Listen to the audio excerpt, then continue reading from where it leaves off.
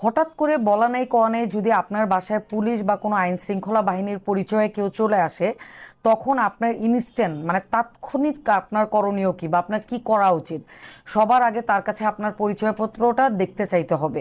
কারণ যে সে যে সংস্থারই হোক না কেন, সে পুলিশের হোক, ডিবির হোক, স্পেশাল ব্রাঞ্চের হোক, যেখানেই হোক, তার কিন্তু অবশ্যই একটা পরিচয়পত্র থাকবে।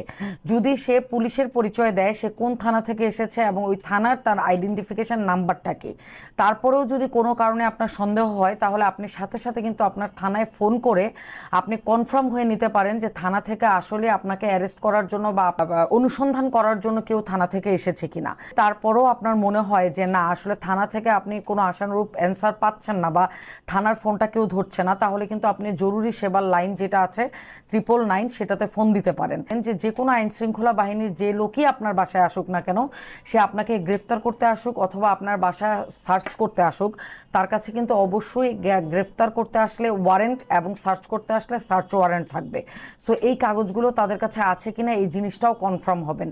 এবং আপনারা অবশ্যই নিজেদের নলেজের জন্য বা ইনফরমেশনের জন্য আপনারা অনলাইনে সার্চ ওয়ারেন্ট, গ্রেফতারি পরোয়ানা জিনিসটা দেখতে কেমন সেই জিনিসটা কিন্তু আপনারা দেখে রাখতে পারেন। কারণ এটা একটা সরকারি ফর্ম এবং প্রেসক্রাইব ফর্ম, এটা এমন না যে এক এক থানায় এক এক রকম হবে। এই জিনিসটা একদমই দেখতে একরকম হবে। সো এই জিনিসটা আপনারা কিন্তু একটু দেখে রাখতে পারেন।